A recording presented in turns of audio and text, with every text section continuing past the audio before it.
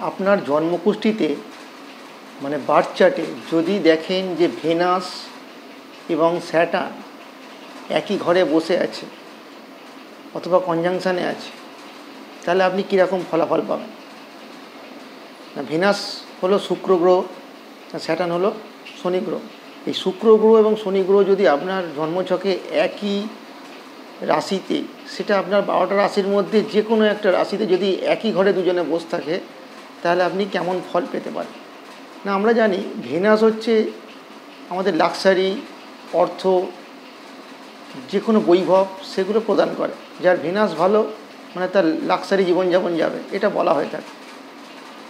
আর Saturn হলো আমাদের ফল দেয়, অর্থাৎ কর্মফলদাতা।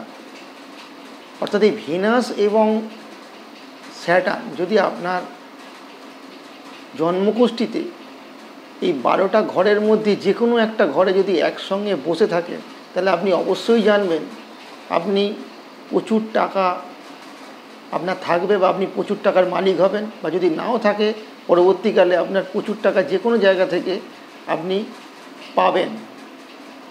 অর্থাৎ টাকা পয়সা নিয়ে আপনার কোনো রকম চিন্তাভাবনা হওয়ার কথা নয়, আপনি যথেষ্ট লাক্সারির মধ্যে আপনি থাকবেন। কিন্তু এর একটা নেগেটিভ দিকও আছে।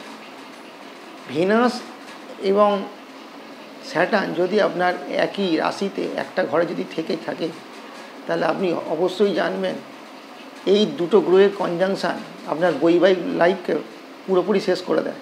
অর্থাৎ যাদের জন্মকুষ্ঠিতে দেখবেন এই কনজাংশান হয়ে আছে, তাদের বৈবাহিক জীবন ভালো না। তাদের নয় তাদের হাজব্যান্ড ওয়াইফের সঙ্গে সেপারেশন হয়ে গেছে, নয় ডিভোর্স হয়ে গেছে, অথবা দেখবেন সেই জাতক বা জাতিকার একবার বিয়ে হয়ে গিয়ে ডিভোর্স হয়ে গিয়ে আবার হয়তো সে বিয়ে করেছে, হয়ে দেখবেন আবার ডিভোর্স হয়ে গেছে। হয়ে যদি সে আবার বিয়ে করে থাকে, দেখবেন তার বৈবাহিক জীবনে তার কোনো সুখ নেই। তার হয়তো অনেক অর্থ থাকতে পারে, কিন্তু তারা সাধারণত বৈবাহিক জীবনে সুখ শান্তি পায় না। নমস্কার।